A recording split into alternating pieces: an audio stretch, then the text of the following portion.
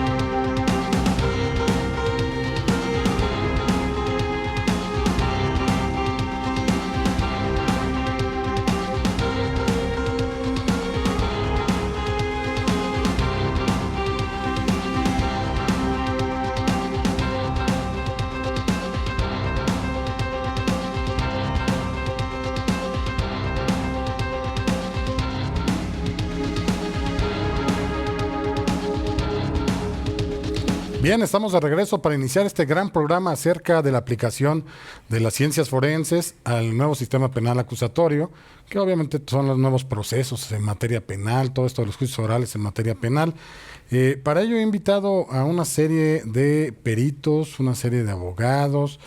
Son gente muy preparada, a los cuales les agradezco mucho que se encuentren aquí presentes en el panel. Yo sé que ustedes nos van a poder ilustrar porque, tienen mucho conocimiento que ojalá y podamos compartir totalmente con los televidentes. Bueno, insisto, les agradezco mucho que estén aquí presentes. Y bueno, de mi lado izquierdo tengo aquí al doctor y licenciado Eduardo Villarreal González, el cual es perito en odontología y criminalista. Bienvenido aquí al programa. Muy amable, mi licenciado. Muchas gracias.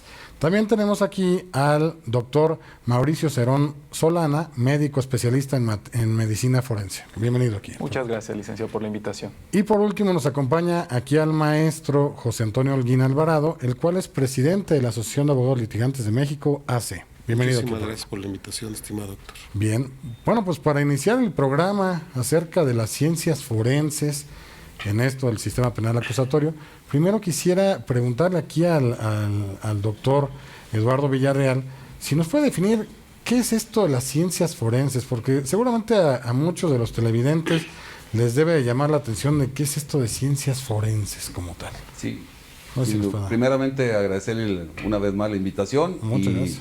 reiterarle que en Monterrey, oriundo que soy de por allá, tiene mucho Hombre, muchas gracias. Pues un saludo a todos allá en Monterrey, porque la verdad es que espero que sí lo estén viendo, porque es para ustedes y es por ustedes y que les debe de servir mucho en su vida diaria. Claro, Bienvenido. Entrando en materia y en base a su pregunta, la contestación que pudiera yo emitir o dar es el estudio que se tiene que hacer en relación a estudios de peritaje, conclusiones que se tienen que hacer, que tengan que hacerse valer hoy en día en el nuevo sistema acusatorio penal. Entonces entenderíamos que son peritajes que se hacen respecto de ciertas ramas, disciplinas, técnicas, y para buscar algún resultado, supongo. Buscando un resultado, obviamente. Muchas de las veces los resultados no debieran de ser tendenciosos o a favor, porque aquí hay que anteponer, mi licenciado, que cuando se contrata un perito de forma particular, los clientes o las personas que los contratan piensan que al contratar pues va a emitir un peritaje en base a mi beneficio como usted. O sea, a favor mío. A favor mío. O el que paga manda, digamos. Es correcto, vulgarmente usted lo acaba de decir. No, entonces no debiera ser. Y este foro creo que vamos a dejar muy en claro que hay que trabajar con profesionalismo, con bastante dedicación, para evitar ese tipo de prácticas que hoy en día, sin lugar a dudas, las seguimos viendo. Y que aparte se exponen los peritos, de estar Claro, tratando hay de sanciones. decir si una lógica a través de métodos científicos, de técnicas científicas, lo llevan a un resultado, el cual obviamente ese resultado es contrario a que quien paga manda, lamentablemente, si ellos tratan de invertir las cosas, Claro. se están exponiendo, ¿eh? Y hay una sanción. Hay una sanción y fuerte, ¿no? Así es. Bien, aquí al doctor Mauricio Cerón, yo quisiera también, digamos, para unir criterios en esto de las ciencias forenses, también que nos diera su opinión con respecto a esto. ¿Qué es las ciencias forenses? Ok, muy bien. Pues muchas gracias. Reiteramos también la invitación. De igual forma. A los presentes. Qué Y bueno que gracias están a aquí este presentes auditorio. porque Es un ayudan a todo orgullo el estar aquí. auditorio. Excelente. Pues respecto a las ciencias forenses, se define como todas aquellas ciencias en las cuales son distintas al derecho, que son de aplicación propiamente para las ciencias jurídicas en pro y en bienestar de la sociedad. ¿Esto qué quiere decir? Que mediante ciertas técnicas y el método científico justamente tenemos que hacer una revisión metodológica para poder llegar, en este caso, a una verdad histórica o para que la autoridad, ya sea juez o Ministerio Público en su oportunidad, llegue a solicitar algún tipo de información especializada de la cual evidentemente no tenga algún tipo de conocimiento especializado y por ende se lleve a cabo un resultado que dé mucha más luz a esa investigación O judicial. sea, digamos que los jueces como tal muchas veces no son todólogos, no conocen a lo mejor de, no sé, radiofrecuencias, Correcto. de cuánto se tarda en un cuerpo echarse a perder, a lo mejor cuando ya lo entierran a un fallecido o algo, ¿no? Por eso se necesita el apoyo de estos peritajes como tal. Es correcto, sí, a través de todos estos especialistas justamente es que todas las ciencias forenses se van englobando para tener una aplicación pues adecuada al derecho, poderlo auxiliar en ese sentido. ¿Y cualquiera puede ser perito? ¿O se necesita alguna cosa especial como para hacer? O algo? Efectivamente, pues algo y una premisa que es importante es la formación académica. A partir de esta formación académica, que es lo más imprescindible para poder tener o poder decir que una persona es perito o experto, es necesario tener conocimientos académicos que sean sustentables y que sean acreditados específicamente por instituciones completamente avaladas. ¿Y son licenciaturas o son otro tipo de cosas, como especialidades? Así es, prácticamente las especialidades se pueden dividir en técnicas o algunas en científicas o especialistas en la nivel licenciatura. Tenemos estas dos variantes. Por ejemplo, en una técnica que es a través de que un experto se vaya creando o formando a través de la experiencia. Eso quiere decir la palabra perito. Y en este sentido, por ejemplo, teníamos un perito en cerrajería. Supongamos que no requiere propiamente una licenciatura o una preparación La que tenga una Secretaría de Educación cédula. Pública no le expediría una licenciatura en cerrajería. un grado de Exacto. cédula profesional y demás Es en correcto. ese sentido, ¿no? Es correcto. Aquí al maestro José Antonio Holguín, si nos puede comentar qué son las ciencias forenses. Bueno, principalmente hay que entender, ante el preámbulo que ya tuvimos de nuestros dos panelistas, es una herramienta de vital importancia para en el nuevo proceso penal acusatorio poder obtener los medios idóneos de prueba que nos faciliten el proceso penal. O sea, si estamos hablando de un delito financiero, necesito a mis peritos contables. Si estamos hablando de un suceso criminal, necesitamos a los peritos en medicina forense y en criminalística para poder observar cuál fue la mecánica de sucesos en relación al hecho en el que sucedieron estos acontecimientos, pero lo principal es ahora recobra mayor importancia en este sistema, en este nuevo sistema penal acusatorio. ¿Por qué? Porque ahora los peritos no solamente van a tener que entregar su informe y rendir su informe a los tribunales, sino van a tener que ser sujetos de interrogatorios dentro del mismo proceso penal para poder justificar la forma en la que llegaron a ese veredicto dentro de su pericial, que eso es a esa conclusión como tal, aplicando el método científico de toda pericial. Lógicamente habrá que tener un resultado y tendrán que ante el juez demostrar cuál fue su metodología que aplicaron, lo que antes quedaba únicamente en la transcripción de un documento. El día de hoy va a poder ser sujeto a interrogatorios y es de ahí donde nace que ahora las nuevas periciales van a tener que estar realmente, siempre debieron de haber estado bien realizadas, pero el día de hoy, lógicamente estamos ante que ya debe de estar preparado ese perito para poder debatir en un proceso penal cuál fue el método para el cual él se pueda deslindar de una responsabilidad presente o futura. Eso es principalmente lo que genera la aplicación de las ciencias forenses en el nuevo proceso penal acusatorio. Ahora, estos peritos como tal también funcionan para otras materias, ¿no? O sea, o únicamente para la materia penal. No, funcionan para todas las materias. O sea, son auxiliares, digamos, son en cualquier materia. auxiliares, pero el problema aquí es la ausencia de preparación de los peritos en mi experiencia en el sistema penal acusatorio, de no estar preparados para poder ir y debatir y defender un punto de vista y quitarnos ese dogma de que en un momento dado, lo que habíamos mencionado, que tratar de favorecer a la parte que nos contrata para la prestación de un servicio. La pericial es un servicio unipersonal que debe de responder a intereses profesionales netamente, porque de lo contrario el día de hoy pondríamos nuestras certificaciones y nuestro título en riesgo ante cualquier denuncia penal de cualquiera de las partes. Entonces, ahí debería ser especializado en la materia penal estos peritajes. Vamos a una pausa comercial, regresamos.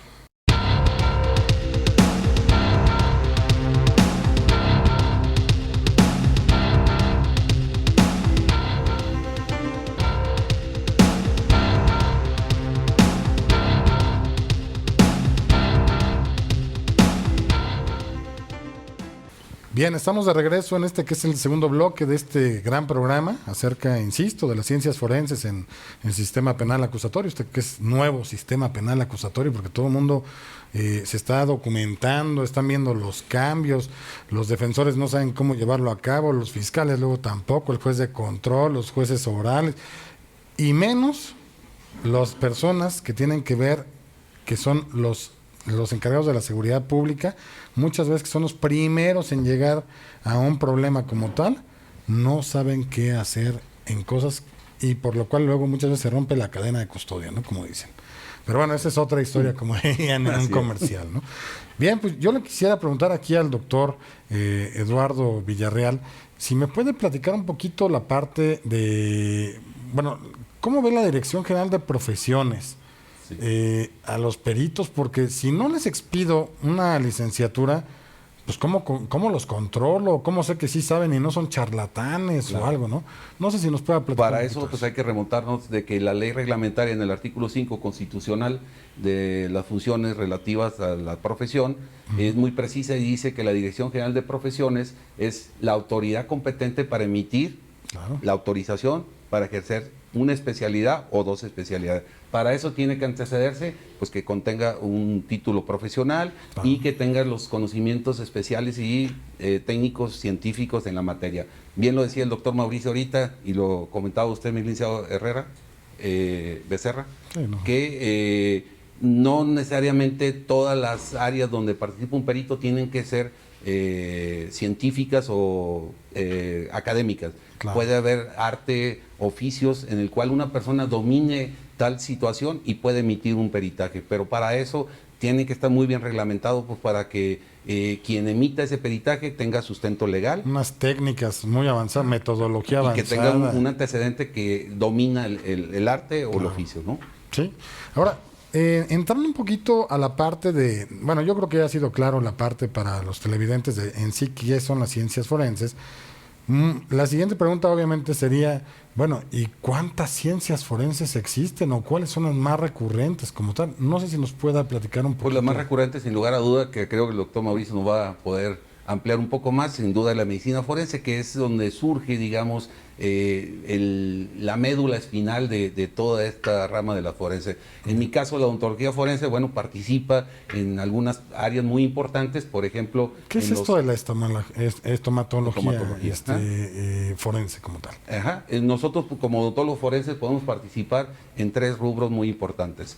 Uno, en la identificación de personas que son NN, no nombre, que llegan a los anfiteatros como personas desconocidas. El segundo es para determinar la edad probable, por medio de la tercera molar, en conjunto con otros estudios que los médicos podían estar realizando, que son los folículos pilosos, vello pélvico y el tono de la voz. Y en el último es determinar hechos donde participaron heridas. Por ejemplo, la semana pasada en Monterrey tenemos un caso que todavía al día de hoy sigue causando resonancia y polémica, porque un niño en una guardería fue su madre, lo recoge y aparentemente traía más de 25 mordidas en todo el cuerpo del niño. Entonces allí es donde un odontólogo forense, un médico participa, podemos hacer los estudios, porque podríamos determinar si esas mordidas fueron de un ser humano o de un animal doméstico, un roedor. porque para eso va de la mano el sistema penal acusatorio. Una buena defensa al inculpado, en el caso de quien maneja esta guardería, pues pudiera defenderle diciendo que no fue una lesión como tal. Claro. O sea, el delito de lesiones no está tipificado porque pudiera entrar el de negligencia, porque se pudiera comprobar en dado momento, si no se hace un peritaje de manera acorde, que fue un roedor o un animal doméstico de los que normalmente tenemos. Se podría identificar si es un animal, si es un ser humano, la edad que debe de tener, porque a lo mejor pueden distinguir, digo, no sé si pueden distinguir, si no, que quiero entender que la dentadura de una persona es diferente menor, de un niño a un a un mayor. Ahí nos remontamos muy brevemente, hay dos tipos de dentición, la dentición temporal o los que conocemos como dientes de leche, que son 20 dientes, y la dentadura permanente, que ya son 32, dependiendo en este tipo de situaciones, pues en la que podemos determinar. Yéndonos un poquito sin perder pisada sobre el sistema acusatorio penal, lo vemos muy común las lesiones cuando hay un delito de violación. Cuando alguien comete un delito de violación, sin lugar a duda, la persona que comete este tipo de actos, pues por su misma agresividad o su misma forma de actuar o las circunstancias como están, normalmente trata de intimidar o someter a la víctima mordiéndole, ¿no? Y ahí es una parte importantísima donde los odontólogos podemos participar para determinar si esa persona que está siendo procesada o inculpado o imputable fue la persona, porque se tendrían que hacer unos estudios de apiñamiento de los dientes, los bordes incisales y otros estudios específicos para determinar, ¿no? ¿Qué pasa con estas personas que lamentablemente pierden la vida y que bueno, que los meten a ciertos ácidos sulfúricos o como el pozolero que hacía y todo? ¿Se podría saber a quién pertenecen esos dientes o no se podría saber? Para eso, inclusive voy a hacer una referencia. Cuando yo me gradué de criminólogo, mi tesis iba encaminada a la odontología forense como medio identificativo. Ahí yo hice una propuesta muy contundente que quisiera yo dejarla aquí en esta mesa, en el cual debemos de tener ya nosotros como seres humanos, como mexicanos, una legislatura que regule una ficha dental por persona. La gente que estamos en la Ciudad de México, como llevar como un registro dental para en caso de un sismo, en un caso de un accidente aéreo, distinguir quién es la persona. Para eso se tendría que retomar que los colegios de odontólogos, las escuelas, las facultades de odontología crearan esa conciencia sobre crear ese registro, pero más que esa conciencia hay que llevarlo al plano legislativo. Los legisladores deben de tomar en cuenta que ya es justo y necesario que tengamos un registro dental para futuras identificaciones. Se podrían prever muchos problemas, porque digo, no es lo mismo digamos que un narcotraficante que no saben si sí es o no es, o sea, por ejemplo, el Señor de los Cielos, ¿no? Que dicen que falleció, que había toda una historia en que sí falleció o no falleció. O sea, a lo mejor revisando la dentadura podrían... Usted lo acaba de decir, licenciado Becerra. Puede haber cambios fisionómicos en la apariencia, el doctor seguramente ahorita nos va a ampliar un poco más el tema, pero la dentadura no cambia. La dentadura, inclusive hay un sistema que hoy en día no lo llevamos a cabo, no hemos trabajado sobre esto, es la rugoscopía palatina, es como si fuera la huella decadactilar. Hay un estudio, hay una ciencia, hay un sistema. Igual que los ojos, digamos. Ajá, ¿no? el iris también. El iris, que también se supone que, bueno, dicen los técnicos, a mí no me consta, pero supuestamente dicen que sí, con eso puedes identificar quién es el sujeto. Sí, ¿no? hay un sinfín de doctrina, de técnicas para poder llegar a la identificación. Todos los institutos forenses en los estados de la República tienen por añadidura un departamento de identificación, que es donde participa de manera directa el odontólogo forense, algunas otras técnicas en el cual lo que se busca es la identidad de esa persona y la identificación, obviamente. Y no importa si se cambian los dientes, de que se pongan esto que le llaman carillas, coronas, no. Todo lo que sea, como tal. Para esto es la propuesta de que exista un registro dental, que debería ser legislado y avalado, que deba estar de manera periódica actualizado, ¿no? Eso es muy importante, ¿no? Pero, por ejemplo, si alguien tiene un diente girado con apiñamiento o le falta una pieza dental, bueno, pues ahí podemos determinar, ahí podemos trabajar sobre esa parte, ¿no? Sobre esa parte. Oiga, y si le dan varios golpes en la quijada y le truenan todos los dientes y ya no tiene ni un solo diente, ¿cómo le hacen para estudiar eso? Pues es un estudio ya óseo también, alveolar, inclusive Junto con eso podríamos ir de la mano con la cuestión de la articulación temporomandibular, determinar si hubo o no una lesión, como usted bien lo comenta, porque... ¿Y las encías también pueden influir o algo? Sí, el borde el tamaño de las encías, de la raíz, Ajá. es la que podemos determinar. Para esto es el registro que yo estoy insistiendo, que debiera haber un registro, inclusive añadido una toma fotográfica de una radiografía panorámica. Para ver sus raíces. Para incluso. determinar las raíces. Si son raíces enanas, si son raíces Es correcto, sí. completas. O si tienes ¿no? alguna deformidad en las raíces, porque hay dientes que a veces salen con una o dos o más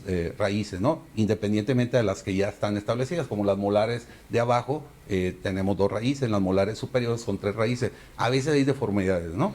Esto es algo muy complejo, muy técnico, y sé que Y lo más novedoso, lo que comento, el trabajar sobre la rugoscopía palatina. Si todos pasamos nuestra punta de la lengua por el borde del paladar, sentimos unas arrugas, esas se llaman rugoscopías. Entonces, esas arrugas es con las que podemos trabajar con el mismo sistema que tiene la base de la dactiloscopía, perennidad, inmutabilidad y diversidad de formas. En ese sentido es como podemos hacer también un registro dental y rugoscópico para poder determinar la identidad de la persona. Bien, vamos a una pausa comercial, regresamos.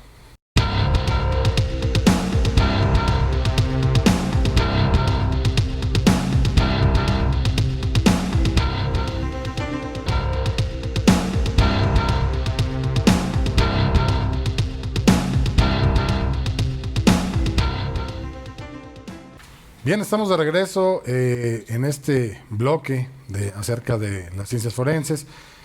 Bueno, pues creo que quedó bastante claro la parte de qué es la odontología forense.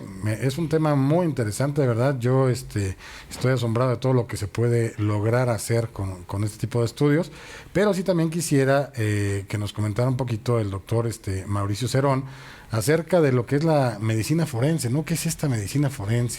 Así es, claro. Pues respecto a la medicina forense, tiene muchísimas aplicaciones, ya lo comentaba también el doctor Villarreal, son diferentes. Tenemos aplicaciones o usos de la medicina forense en personas vivas y en cadáveres también. Entonces tenemos esas 2 vertientes. Bien. En la parte de personas vivas se pueden hacer tipos de intervenciones como algún tipo de toxicomanía, es decir, para ver si hay algún tipo de consumo o abuso de sustancias. Bien. Y con esto poder determinar si la cantidad, por ejemplo, que presentaba una persona es para un consumo diario, para un consumo más del diario o inclusive si supera ese consumo diario. Esto en conjunto con peritos en química que determinan qué tipo de sustancia y nosotros determinamos cuáles son esas características clínicas que presenta la persona que es presentada. O sea, una persona, por ejemplo, que se drogó, por así decirlo. Si fue por una forma de drogarse porque a lo mejor tiene, no sé, glaucoma como tal, ¿no? Y puede llevarlo a cabo, pero es porque es una cuestión que tiene que... Médica, ¿no? O sea, para estar en un estado normal o controlado de salud, por así decirlo. Pero si se pasa, ya sería otra cuestión, y bueno, ya si excede, pues bueno, lo puede llevar incluso hasta la muerte, ¿no? Exactamente, sí, en ese sentido tenemos que revisar cuáles son los datos clínicos que presenta la persona, el tipo de sustancia y si tiene algún antecedente médico o algún tipo de enfermedad que esté requiriendo ese tipo de sustancia. ¿Qué tan recurrente es esto? Realmente, ¿qué tantas veces se puede llegar a dar este tipo de cosas? No sé qué estadísticas existen en eso o algo. Ok, se han dado estadísticas en recientes años respecto a, por ejemplo, el uso de marihuana, ¿no? Como una medida terapéutica, pero las cantidades de la sustancia propiamente de marihuana no son las suficientes o no están tan elevadas como para provocar alguna intoxicación y que dé algún tipo de síntoma clínico. Entonces es complicado o sería muy difícil que se pudiera confundir un tratamiento farmacológico a base de este tipo de sustancias a ya tener una intoxicación por inhalación, por ejemplo, de marihuana. O sea, la medicina forense podría revisar todo eso. Así es, todas las partes. ¿Y qué otras cosas podría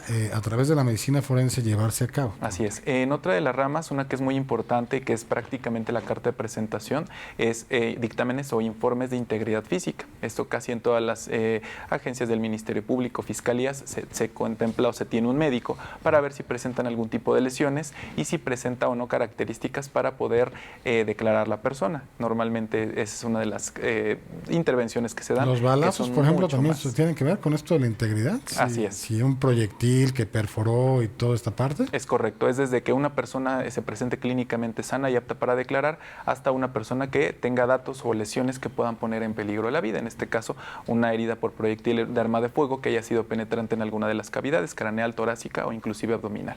Ahora, ¿qué pasa en el caso de digo, entiendo que esto es de forma física, ¿no? Pero internamente no podrían ustedes revisar algo, o sea, internamente a lo mejor, no sé, algún daño psicológico, algún daño de otra naturaleza, o eso sí tiene que verlo otra área especializada. Así es, como parte de la propia exploración física hay una primera parte que es la revisión del estado de conciencia, y durante esa parte se revisan las esferas de la conciencia, cómo está orientado en tiempo, lugar, espacio, persona, justamente para poder determinar si el médico, nosotros como médicos advertimos que hay alguna circunstancia en la cual haya que hacer profundidad respecto a esos resultados que localicemos en la persona presentada, se tiene que solicitar una referencia a un especialista, ya sea en psicología o si hay algún tipo de situaciones clínicas que nos refiera a algo, una esquizofrenia, por ejemplo, a una depresión, un trastorno bipolar. En ese caso solicitaría también una interconsulta con el área de psiquiatría.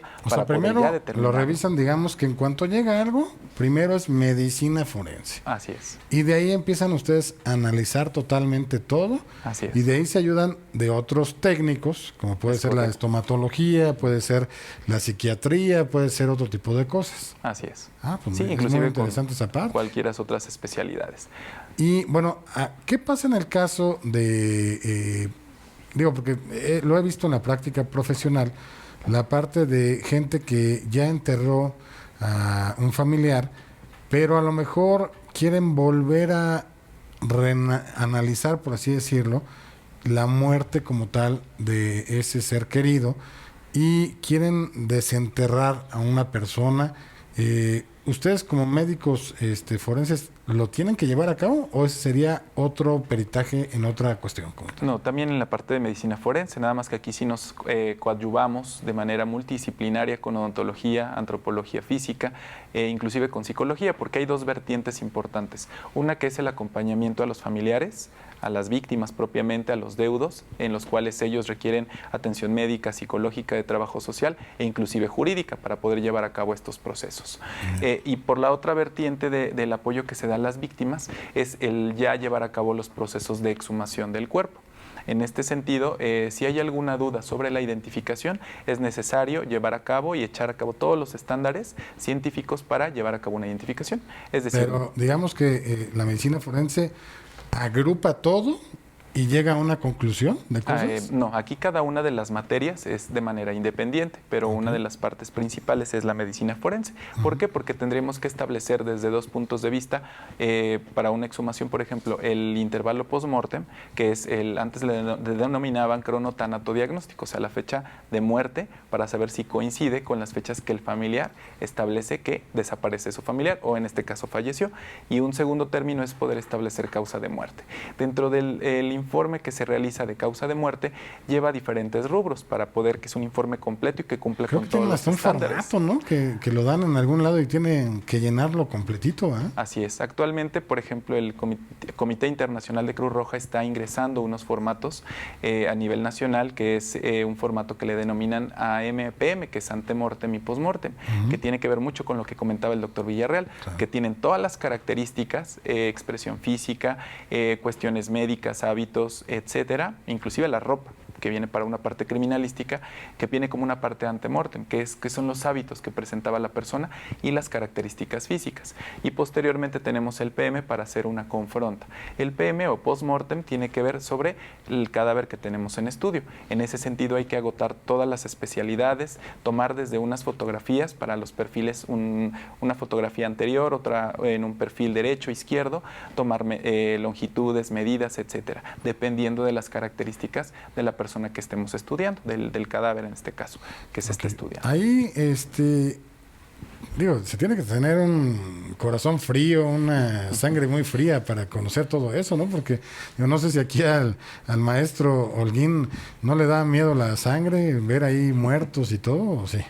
Bueno, lo que hay que entender es dentro de nuestro nuevo sistema penal acusatorio es en qué nos van a ayudar. A mí, digo, me ha tocado en experiencias estar en el servicio médico forense, realizarlas, ver cómo realizan las autopsias, ahí tocar algunos órganos en prácticas dentro de diplomados de ciencias forenses, pero aquí lo principal es ver cuál va a ser el alcance, para qué nos va a ayudar, y si de repente uno como abogado, algunos en la práctica hasta se desmayaron, pero aquí lo principal es ir más allá, ¿no? O sea, para qué nos va a servir, y observar un punto bien importante ahorita que están hablando y que una pregunta para ellos, tratar de ver. El día de hoy, ya las ciencias, ya las periciales como tal, ya no son a mi leal saber y entender. Ya eso pasó de moda. Ya está muy avanzada la tecnología. Entonces, el día de hoy, por ejemplo, en los casos en los que uno ha participado en materia penal y en materia mercantil, resulta ser que por los conocimientos que uno tiene y las licenciaturas de las que hablaba y las patentes, que son patentes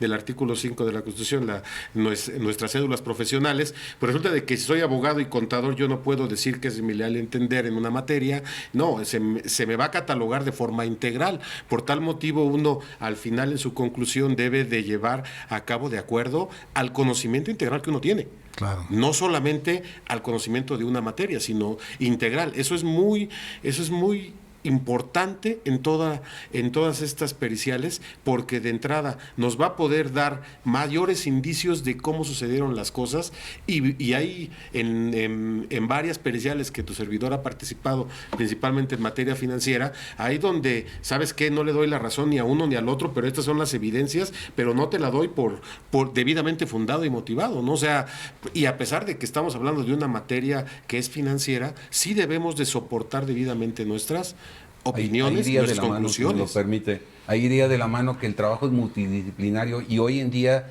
los agentes del Ministerio Público, quien tienen la encomienda de integración de las carpetas de investigación en el nuevo sistema acusatorio, son los que deben de saber y entender que el trabajo es multidisciplinario y que no son los sabelotodos, como lo decíamos al inicio del tema, ¿no?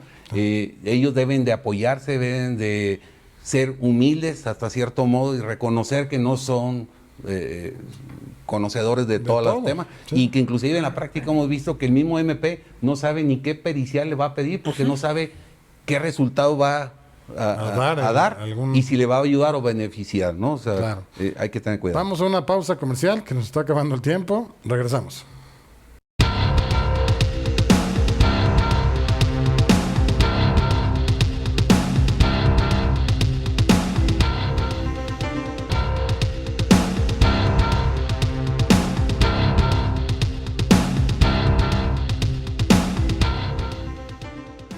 Bien, estamos de regreso y bueno, aquí estaba platicándonos el doctor Eduardo Villarreal. Lamentablemente por cuestión de tiempo lo tuve que interrumpir, pero es muy interesante todo lo que estaba comentando. Si quiere seguir muy amable, la voz. Muy amable, licenciado Becerra.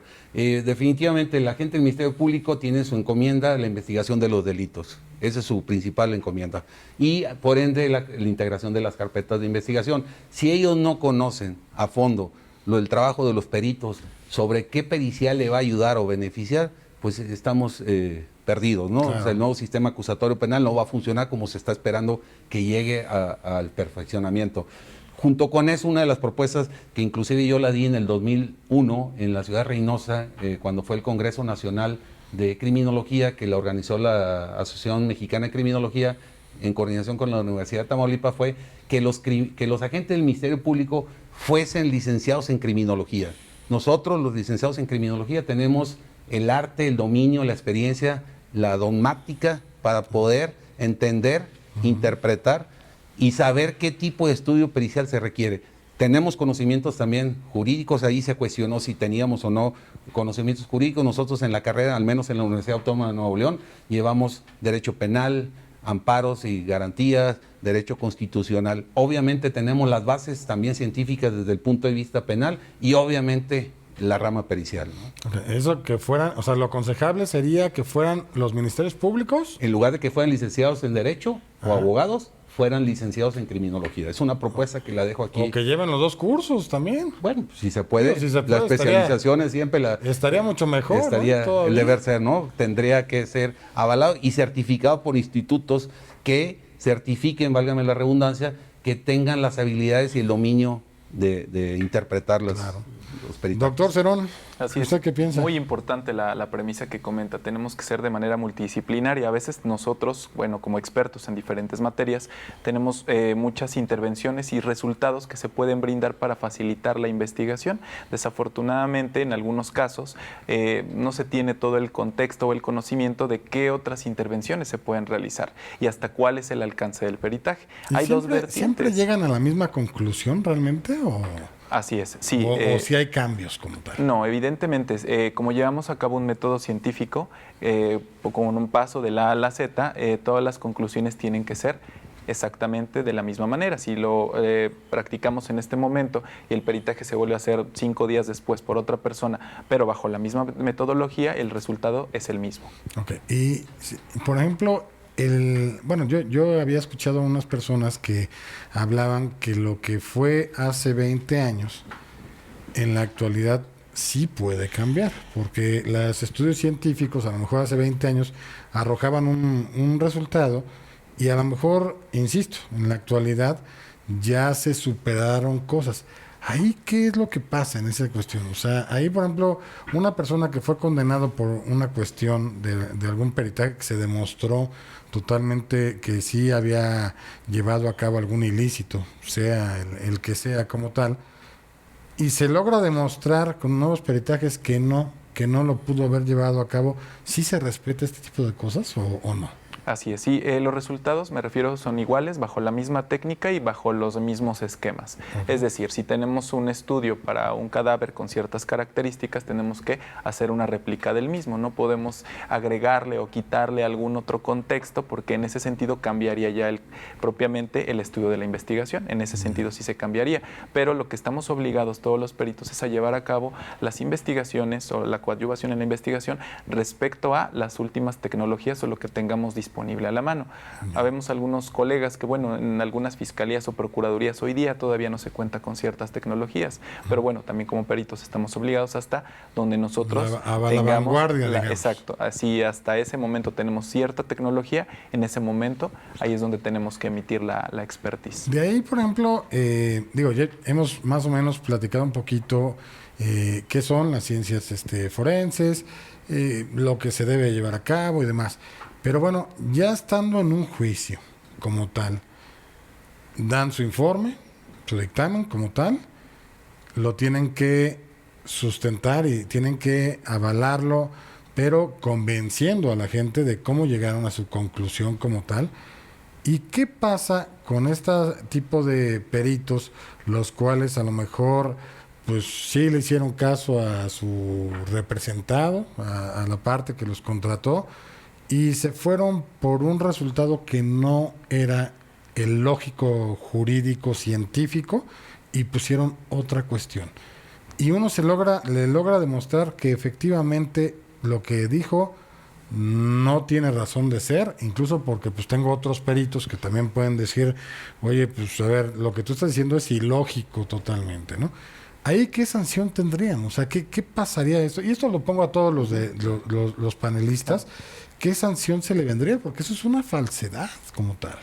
No sé ahí si ustedes han vivido alguna parte así en cuanto conozcan algún colega, alguna cuestión de alguna persona que pues se haya contrapuesto totalmente con el resultado lógico de su dictamen. No sé si alguno ha tenido... Hoy está más grave la responsabilidad que tenemos los peritos, porque aparte de sustentarlo de manera escrita, lo tienes que llevar a un juicio oral. Claro, y lo tienes como que bien exponer, lo decías, ¿no? Lo tienes que exponer, lo tienes que convencer, y en la medida en que tu expertise la domines al 100% y la puedas demostrar, pues es en la medida en que el señor juez tomará en cuenta tu veredicto o tu peritaje, ¿no? Yo creo que sí sigue habiendo mucha negligencia por parte de algunos peritos, porque lo comenté al inicio, me contratas, me estás pagando, yo digo lo que tú quieras que diga. Allí yo creo que debe de legislarse inclusive para crear sanciones específicas a quien declaren falso.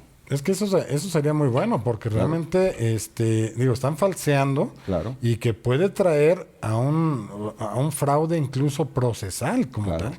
¿Por qué? totalmente. Porque están encauzando todo a que haya un error como tal. Entonces ahí sí, no sé si aquí el Y en la maestro- experiencia personal, lógicamente, y algunos asuntos de colegas, cuando han existido ese tipo de casos, lo primero es presentar la denuncia correspondiente contra el perito en específico y proceder en su contra. O sea, porque en estricto sentido, antes se daba mucho la práctica, inclusive también en las periciales en materia financiera. Oye, yo pago la de él y tú, pero tú dime lo que yo quiera, o si no dices lo que yo quiera, no te pago el 50%. Esa estrategia de cómo estaba la ley orgánica en relación con el pago a los peritos, de que el 50% lo cumplía cada una de las partes y estaba sujeto a condiciones extrajudiciales basadas en depende cómo vaya la pericial, eso se destierra totalmente. Lógicamente uno como profesional debe de anteponer el interés de mi cédula profesional como experto y perito en la materia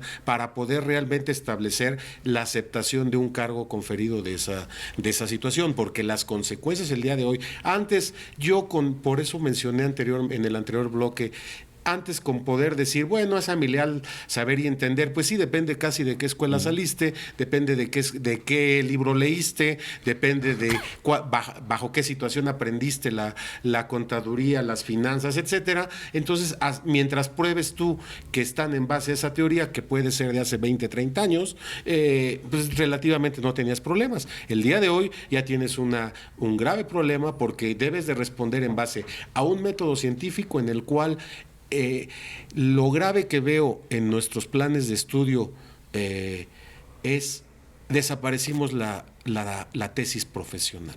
Y la tesis profesional, al haberla quitado y al haber beneficiado para otros métodos de titulación, nos quitó ese método científico que tiene toda tesis y nos quitó esa gran probabilidad de poder experimentar bajo el método científico y bajo exponer ese tema ante nuestros sínodos. Es un símil de llegar ante un tribunal y de exponer mi dicho. Es un símil. Y el día de hoy, en la mayoría de escuelas, solamente el 5% nos titulamos mediante la exposición de una tesis y defender una idea. Claro. Y todos los demás se titulan mediante otros métodos, los cuales no los exponen, no porque no sean buenos, pero sí, desgraciadamente, se denota nuestra ausencia de conocimiento cuando nos paramos para poder defender un tema. Y qué es lo que ahora todos los peritos debemos de hacer. Y los peritos no eran abogados, somos médicos, contadores, psicólogos, etcétera, y que está nuestra responsabilidad y nuestra cédula en juego. En algún proceso que estamos llevando ahorita estamos tratando de que efectivamente se le quite la cédula a esa persona, ¿sí? Pero vamos, como conclusión a mi participación en este bloque es: debemos de ver realmente cuáles son nuestras responsabilidades al emitir una opinión en una pericial. Claro. Eso es lo importante. Incluso yo creo que también, hablando de registros, que decía aquí el doctor Villarreal, pues también esos peritos deberían de estar dados de alta en algún registro, ya sea como privados o como personas, peritos oficiales o peritos del tribunal o alguna cuestión, pero que pasen ciertos exámenes para que sepan llegar. Y de certificaciones para poder llegar a que se mejore toda esta parte, ¿no? Porque la verdad es que sí hay algunos peritos que yo he visto dictámenes periciales, sobre todo en grafoscopía, grafometría y documentoscopía, en 2 hojas. 2 hojas. Y la gran parte de las 2 hojas fue los petitorios, la conclusión y el membrete, el rubro y demás. Y dices, bueno, aquí no uso ninguna consideración, ninguna técnica de tal, y nada más se fue a la conclusión. Y eso es muy lamentable, porque la verdad es que... Debe argumentar, licenciado, cualquier peritaje sobre qué metodología apliqué para llegar a un resultado, sin lugar a duda. Eso lo deben de tomar los señores jueces como una parte preponderante para analizar también, aunque no seas expertise, aunque no sea sabelotodo el señor juez, él tendría que analizar, decir, a ver, vienen las conclusiones, pero ¿qué método usaste científico? Bueno, pues tal situación, entonces ya eso te va a dar un parámetro. Junto con esto, nomás para ampliar y muy rápido, debieran de haber también un boletín de inhabilitación de los peritos que cometen una diacrofenia o un error en su dictamen, ¿no? Y Ahora, así como los policías lo suben la información a la plataforma México y ellos tienen su quick, también los peritos que tengamos un quick y que seamos subidos a cierta plataforma donde vayamos a ser boletinados por haber cometido una falta de dignidad, de falta de ética profesional. usted lo dijo, como tal. no lo quise decir yo. Claro, sí. Ahí también yo incluso les diría, bueno, también existe, o bueno, no sé si exista todavía en este nuevo sistema penal acusatorio, el perito tercero en discordia. Así es. No, actualmente Ya ya, no existe. desaparece la figura justamente por todos estos bemoles que se presentaban. Hoy día ya nada más es el perito, el institucional, y un segundo perito en su caso si es para una debida defensa, pero ya la tercería Y el desaparece. juez ya tendría que, Tiene con la los dos potestad. peritajes, decir por cuál me inclino en los Así dos. es, así es. Bueno, eso está muy bien, porque la verdad es que luego el perito tercero en discordia pues decía, pues ¿cuál me ofrece más? ¿No? ¿O cuál es mi amigo? ¿Y cuál es mi amigo para yo Sí. poderlo ayudar en ese sentido? ¿No? Lamentablemente sí se abusó mucho de la figura de las pruebas periciales, y pues bueno, ahí está el resultado, ¿no? En esta parte del nuevo sistema penal acusatorio. Aquí en los peritos, más o menos cobran según lo que quieran, lo que no quieran, hay aranceles o no hay aranceles. Esto lo platicamos ahorita en el siguiente bloque. Muchas gracias.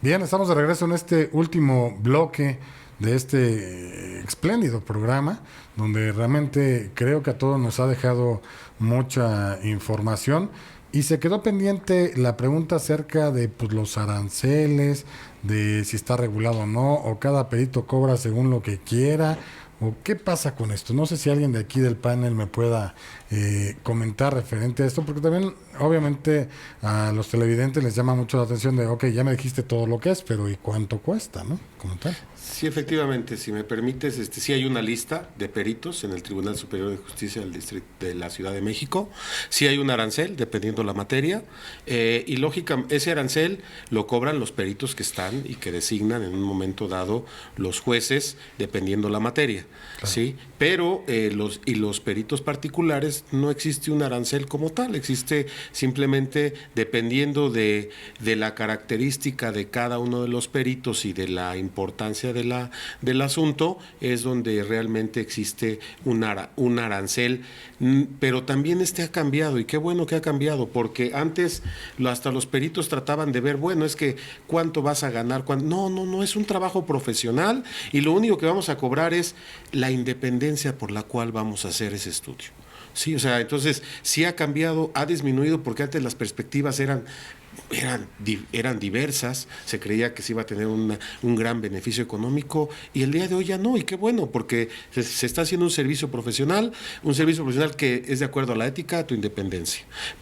Con eso más o menos espero que haya quedado más o menos no es lo mismo revisar un dictamen contable a lo mejor pequeño a un dictamen contable a lo mejor de una empresa AAA donde manejan miles y miles de facturas. O sea, obviamente, yo creo que también, según es como un traje a la medida, ¿no? Como tal, según el supuesto como tal, de ahí se tendrá que ver cuánto es lo que va a trabajar cada perito, ¿no? O luego fraudes entre accionistas, etcétera. O sea, eso es muy dependiendo de los digamos montos. Que sería algo relativo y bueno, tendrían que consultarlo, ¿no? Efectivamente. Y para complementar el comentario de aquí de nuestro buen amigo Eduardo sobre que se necesita que la criminología esté en los ministerios públicos, definitivamente yo en varias pláticas que he tenido con algunos otros profesionistas hemos coincidido en que realmente el perito más completo para poder estar viendo toda esa escena y ver dónde se quiere ir son ellos, pero a mí sí me gustaría que también siguieran siendo los abogados en este proyecto al cual me uno, pero que sí sean corresponsables del mismo en las carpetas de investigación. No estamos hablando de eso, simplemente creo que no existe aún el profesional integral con todo el conocimiento de criminalística, criminología y de ciencia forense, ni tampoco el abogado que sepa todos los conocimientos en ciencias forenses. La propuesta, Melissa, perdón, claro. No es que se queden sin chamba los abogados, los licenciados en criminología asumiríamos los cargos como Ministerio Público y ustedes los abogados estarían atrás asesorando la parte técnica interdisciplinaria de las decisiones o sentencias, ¿no? Claro. Bueno, lamentablemente se está agotando, digamos, que el tiempo del programa. Yo les pediría a cada uno de ustedes si puede dar una breve conclusión del programa y, bueno, ¿dónde los encontramos? Porque a lo mejor también pues, les llama la atención a los televidentes y a lo mejor los quiere buscar alguno de ustedes, ¿no? No sé si empezamos aquí con el doctor. Claro, muy amable. Bueno, para resumir, preocupados por la doctrina y la ciencia forense, en coordinación con algunas instituciones en la Ciudad de México, estamos trabajando de la mano con algunas universidades. Estamos próximos para firmar un convenio en la universidad que está aquí en el sector Polanco, la UAI, en el cual vamos a crear de manera interdisciplinaria varios profesionistas, diplomados, maestrías y certificaciones que avalen el trabajo del perito, ¿no? Bien. Esa es una de mis propuestas. ¿Dónde lo encontramos a usted? Le puedo dejar mi correo electrónico, es mi nombre completo, eduardovillarrealgonzález@hotmail.com. Bien, muchas gracias. También aquí tenemos al doctor Cerón, si nos puede dar una pequeña conclusión y dónde lo encontramos. Pues bueno, en suma, creo que la importancia de los peritos es muy grande dentro de toda la parte del juicio, del proceso, ahora de las carpetas de investigación. Y algo también es importante comentar que es que confiemos en nuestros peritos mexicanos, nacionales. Hay mucha gente muy preparada y en ocasiones hay mucha desconfianza. Internacionales. Situaciones que no corresponden. Deberíamos de investigar. Yo invito al público a investigar bien los antecedentes de toda la gente y de todo corazón, realmente confiar en nuestra gente, que somos mexicanos todos y todos realmente hacemos lo que nos corresponde desde una parte ética y justa, que eso es lo que buscamos. Esa es, creo que, la suma de todo. Nos pueden encontrar a nosotros para mayor información en www.consultoriaforense.com y también en el correo electrónico es contacto@cofoes.com. Ahí nos encontramos para cualquier. Maestro Holguín, ¿dónde? Sí, pues recobrar el punto de que las ciencias forenses ahora recobran mayor importancia dentro del proceso penal acusatorio, que es necesario realmente que se pongan reglas claras sobre los peritos y que el rumbo es el mejor bajo el que vamos y que ahorita lo que debemos de poner es nada más es orden sobre el mismo y a mí me pueden encontrar en www.corporativoholguinandpartners.com y en el correo electrónico holguinasociados@yahoo.com. Muchas gracias. Bien, pues lamentablemente se ha agotado el tiempo de este programa, no el tema, porque el tema da para mucho más. Ojalá en un futuro podamos volver a tener aquí a excelentes panelistas como ustedes para efecto de poder seguir dando información a todos los televidentes, pero bueno, por el día de hoy lamentablemente tenemos que concluir esta transmisión. Si usted tiene alguna duda, alguna aclaración, algún comentario que deseen realizar, en pantalla aparecen los datos de una firma legal donde con gusto contestamos. Nosotros sí contestamos como tal y podemos ver todo este tipo de interrogantes o incluso pasárselas incluso también aquí a los panelistas que aquí nos acompañaron. Y bueno, recuerden que también tenemos redes sociales. Nos encuentran en la plataforma de YouTube bajo el nombre Justicia para Todos, donde ustedes pueden ver todos y cada uno de los programas que se han transmitido a lo largo de 2 años y medio de este gran programa que es Justicia para Todos. Hemos hablado de muchos temas, sean polémicos, sean de derechos, sean de ciencias forenses, sea de muchas cosas. Yo les pido que nos dejen sus datos, nos dejen sus recomendaciones, nos dejen sus comentarios, porque todo eso nutre a este programa y podemos traer a la gente que ustedes deseen que traigamos, que platiquemos de los temas que ustedes deseen que platiquemos, por lo cual, insisto, nutre mucho todo esto que ustedes nos dejan y nosotros sí les contestamos en redes sociales también. También nos encuentran en Facebook y en Twitter bajo el nombre Justicia para Todos TV. Ahí también déjenos todo porque con gusto contestamos y hacemos mucho caso a todas sus peticiones o a todos sus comentarios. Pues no me resta más que agradecerles a los panelistas que nos acompañaron el día de hoy, a la producción por hacer posible el mismo y agradecerles a ustedes televidentes, a ustedes que nos han sintonizado en un programa más de Justicia para Todos. Espero que la próxima semana nos acompañen en una nueva transmisión de Justicia para Todos, porque recuerden que les deja mucho a ustedes, conocer sus derechos, conocer sus obligaciones. ¿Y cuál es nuestro lema de este programa? Es: la justicia ciega, nosotros no.